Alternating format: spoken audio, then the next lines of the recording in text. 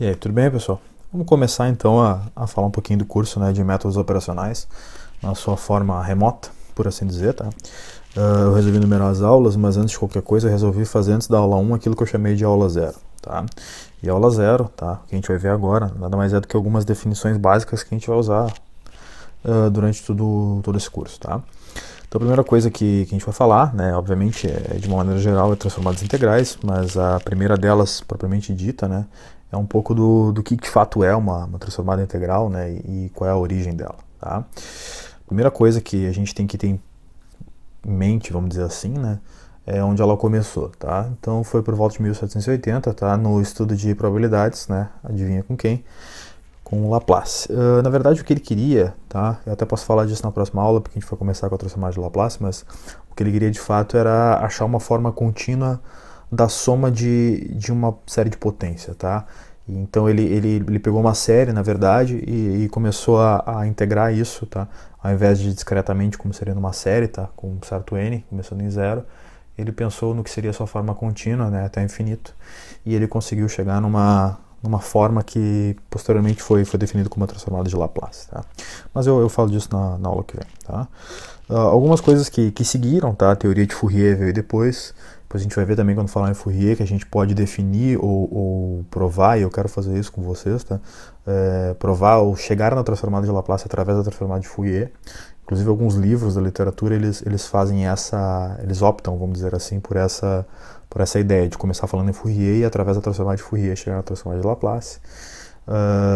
Heaviside, outro cara que também já fez teorias nesse sentido, tá? Existem várias transformadas, na verdade, né? Então, eu vou colocar aqui algumas, né? Mellin, Henkel, Hilbert, enfim, tantas outras que a gente pode falar e vai falar, tá? E isso vai até dias atuais, né? Para aqueles que são menos céticos e também acreditam que a gente pode definir wavelets como uma transformada integral também, tá? A gente pode, se der tempo, no final do curso também falar um pouco de wavelets. Tudo bem? Então, para começar a falar o que é uma transformada, basicamente a gente fez esse apanhado histórico rápido aqui, tá? De quando começou, né? Então é uma coisa relativamente antiga, tá? E, enfim, dependendo até do ponto de vista, ela pode ser considerada até moderna, se a gente for falar em toda a teoria matemática, ou de quando isso começou, mas enfim, ou de quando começou a matemática, enfim, né? Então a gente poderia chamar de algum ponto de vista moderno, de outro antiga, mas enfim, né? Tá há muito tempo resolvendo vários tipos de problemas, tá? Então, se a gente começar a tentar entender o que é, né, ou por que a gente usa hoje em dia, nos dias atuais, vamos dizer assim, as transformadas integrais, tá? A gente começa, né, falando da coisa mais simples possível, né, ou seja, a coisa mais prática, né? A gente quer solucionar problemas, basicamente é isso, tá? Então, a gente soluciona esses problemas, né, mas a gente tem que se perguntar que tipo de problemas são esses, né? Então, basicamente, esses tipos de problemas ou as aplicações práticas de transformadas integrais, tá? Elas basicamente vão, né, para a linha de resolver problemas em EDO e EDP, tá?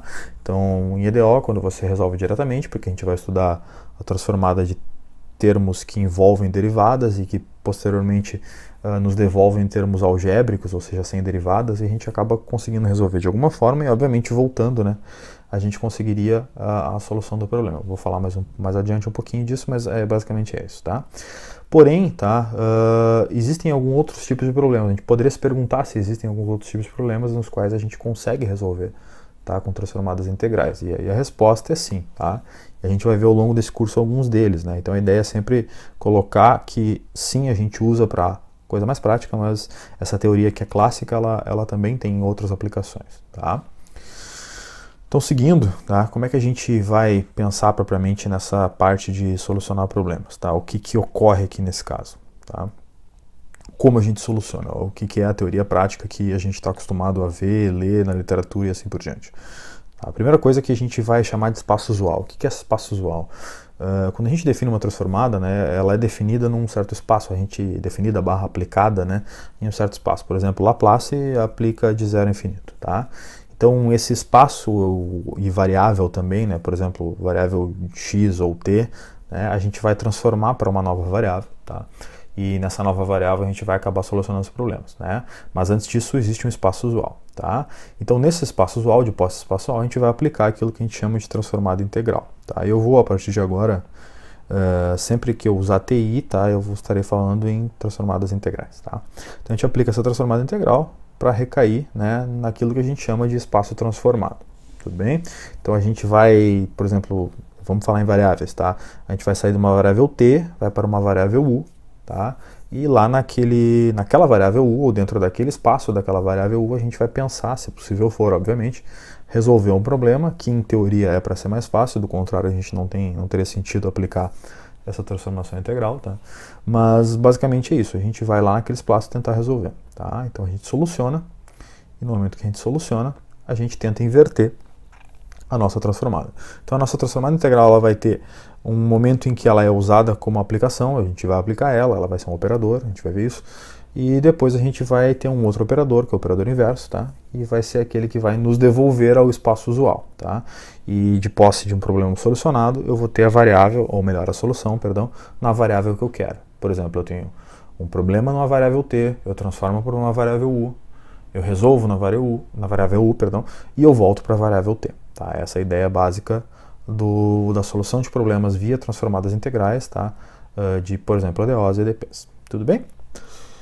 Então tá, visto isso, tá? A gente vai, no primeiro momento, definir, tá, o que é uma transformada de Laplace. Tá? Então a definição, tá? De Laplace não, uma transformada integral, perdão. Tá? Então a definição de uma transformada integral envolve exatamente o que está escrito aqui. Tá? Então a gente tem um símbolo para essa transformada, tá? Nesse caso eu chamei de t porque eu ainda não defini qual é a transformada, né? Mas a gente aplica isso numa função, tá? Que no primeiro momento está no espaço ou está aplicada na variável t, tá? E vai ser uma transformada integral, logo então tem uma integral, tá?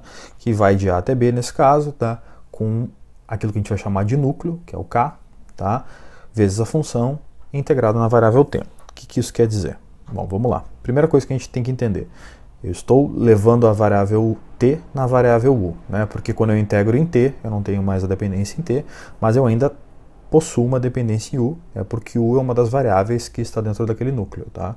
Então, aquele núcleo ali, k de t e de u, né, é aquilo que liga, entre outras palavras, né, é o pedaço do meu operador que liga, ou a correlação que faz t com u, tá? Ou correlaciona, perdão, t com u, tudo bem?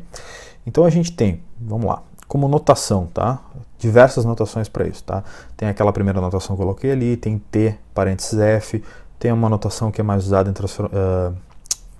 em análise funcional, que é t de f de u, né, porque no fim das contas isso é uma função de u. A notação mais usada em livros de solução para EDO e EDP é o f maiúsculo, tá? Ou o fzinho barra, também é usado, tá? Mas enfim, tem tantas notações para isso, tá? Depois a gente tem aquilo que eu já falei, né, que é aquilo que a gente chama de núcleo, tá? A gente chama de K porque K vem do inglês, de kernel, tá? Mas basicamente é o núcleo da transformada, ou seja, cada transformada vai ter o seu núcleo, tá? Depois, obviamente, nós estamos falando aqui da função a ser transformada, né? F de t, nesse caso, né? Se a gente tem uma função, a gente quer transformar, a gente aplica, né, esse operador nessa função, tá? E, obviamente, né, num certo domínio, tá? Então, a gente vai ter aqui, nesse caso, um caso mais genérico, de A até B, tá? Mas, basicamente, é isso que está acontecendo, tudo bem? Então, a lição, no primeiro momento, que fica aqui é que a transformada integral ela é um operador, tá? Então, a gente pode chamar de t, né, no caso genérico t, tá? Quando for Laplace vai ser R, quando for Fourier vai ser F, assim por diante, tá? Mas no caso genérico aqui, T com um operador, né? E como é que funciona isso, né? O que esse operador faz, na verdade. Então, da maneira que a gente viu isso, né, o que a gente acabou de ver, se ele vai operar em cima de uma função, tá? Que é a função F, então T, ali onde tem o pontinho, vai entrar a nossa função, tá? Como ele é um operador, né, isso pode ser a soma de funções, pode ser uma constante vezes uma função, pode ser várias coisas, tá? Uma equação inteira, como de fato a gente vai ver que acontece, pode acontecer. Então, mas esse é o operador, tá, de uma transformada, de uma maneira genérica, claro, de uma transformada integral. Tudo bem? E, obviamente, né, se eu tenho um problema de querer voltar, eu tenho também aquilo que a gente vai ter que chamar de um operador inverso, tá? Ou seja, eu vou ter a inversão desta transformada em si. Então, em outras palavras, eu tenho uma integral, né, possivelmente num outro domínio, com outro núcleo, não necessariamente o núcleo tem que ser o mesmo, tá? Então, ou seja, eu vou chamar de k na menos 1, ou seja, núcleo inverso, ou núcleo da inversa, tá? E, de novo, isso é um operador, tá? No caso, neste caso específico, o operador inverso, tá? Então, esse aqui é o núcleo da inversa, tudo bem? Para que a gente faça a volta, entre aspas, dessa transformação. Então, a gente pode definir, assim, de uma maneira geral, tá? a transformada inversa como sendo exatamente aquele operador que eu acabei de falar, só que aqui ele está de fato aplicado numa função. Que função? A função transformada, por exemplo, né? Ou uma função qualquer naquele espaço, aquele espaço transformado, tá? E obviamente aqui eu estarei integrando em U, né, para que eu volte a ter uma função de t. Essa é basicamente a ideia, tá? Então, de novo, aqui algumas coisas se repetem, né? Ao contrário das variáveis vai ser a troca, né? Antes de t para U, aqui volta de U para t, tá? E aqui algumas notações muito similares às anteriores, né? Aqui só muda que o operador é inverso, né? E nesse caso, por usar f barra u, né? Então aqui a notação, a última anotação que aparece ali, vai ser a própria função de t, né? Afinal eu estou invertendo, tá? Então eu estou voltando para t. Tá? Aqui nós teremos o núcleo da inversa, tá? Que não necessariamente é o mesmo núcleo da transformada em geral, tá? Para alguns casos pode ser, por exemplo, o caso da transformada de Henkel, tá? Tem núcleos iguais, ou o que a gente chama de simétricos, tá? Como se a gente trocasse U e T, tem o mesmo resultado, tá? Essa aqui é a função transformada, que agora, né, obviamente ela está no espaço transformado, eu quero que ela volte para o espaço original, no caso T, tá? E, obviamente, num outro domínio, tá? Possivelmente num outro domínio. Tudo bem? Nesse caso de CTD, de novo, é uma situação genérica aqui, tá? Então, a inversa da transformada integral, ou a transformada integral inversa, ou o operador inverso, né, ele de fato é um operador também, tá? E a gente chama de t na menos 1 e usa essa notação como eu já tinha mostrado antes, na verdade. Tranquilo? Então, assim, de maneira geral, está definido, tá, o que é uma transformada e uma transformada inversa, tá? Claro, genéricas, né? Não dei nome a ninguém aqui, mas a ideia basicamente, neste momento, é essa, tá?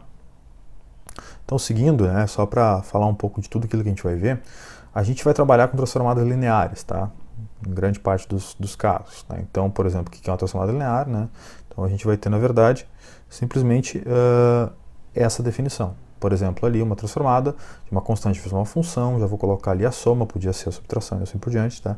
E por definição, né, que a gente acabou de ver de operadores de transformada integral, é simplesmente o núcleo vezes aquilo, tá? Então, eu tenho um operador, apliquei numa soma, né? Essa soma consiste em uma constante vezes uma função, mais uma outra constante vezes uma outra função. Basicamente fica o que está escrito aí.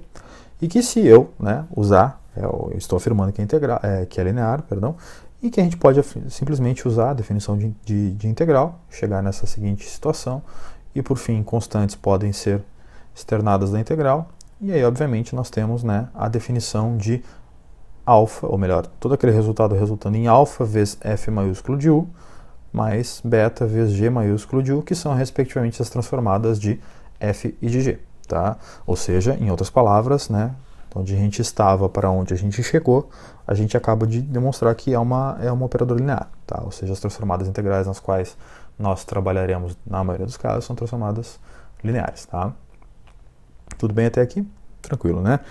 Então aqui também uma outra coisa que a gente precisa dizer, né, que aplicar o operador inverso no próprio operador, pela definição de inversão, eu em teoria tenho que voltar, tá, para aquilo que eu tenho antes. Então, por exemplo, se eu aplicar isso a uma função, né, f de t, ou seja, aplicar o operador inverso na própria transformada, né, por definição, né, a própria transformada é o f grande, e quando a definição dessa última equação é simplesmente a definição que a gente tinha por notação da própria f, né? Ou seja, isso aqui, a última linha, a penúltima, perdão, é a própria inversa. Então, a própria inversa, voltando, a própria inversa de f grande vai ser, né, a f pequena.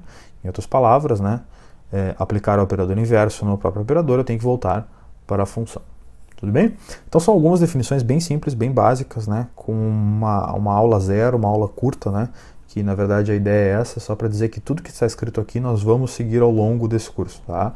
E aí, claro, são diferentes propriedades, porque são diferentes transformadas, tá? Diferentes tipos, mas algumas coisas elas têm que ser seguidas em todas elas. E essas coisas são o que eu acabei de falar aqui, tudo bem? Então tá, basicamente é isso, tá? Agora vamos para a aula 1.